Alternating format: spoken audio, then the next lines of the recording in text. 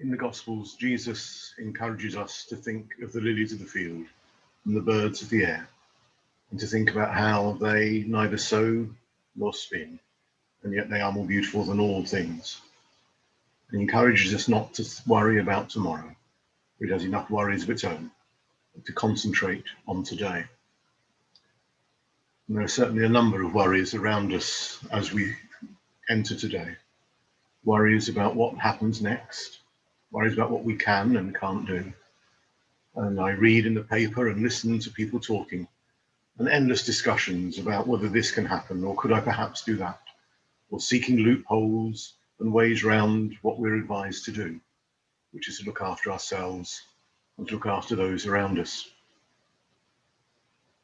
When we look back to the first lockdown that happened, it took us a while to rediscover what really mattered. And in one sense, all of these things were important, and all of these things did affect the way that we lived.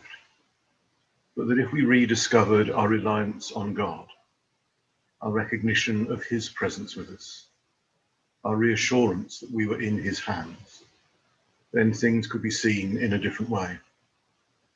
We stepped back from the immediate, we stepped back from the pressures of the day, and instead put ourselves into his context, saw ourselves as his people, seeking to be signs of that presence and that love for others.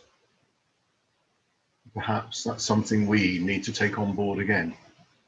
We need to focus on God and on our calling to be faithful to him. And in doing that, to discover that he is with us, he will guide us, and he will comfort us, and he will support us as we journey through the days that lie ahead. So once more, as a parish, we're encouraging you to pause and to pray each day, either using the forms of morning and evening prayer, which you'll find on the Church of England webpage, or simply to be still, perhaps to light a candle, and just to gather your thoughts and to place yourselves and all that lies in your hands, in your hearts, into God's hands.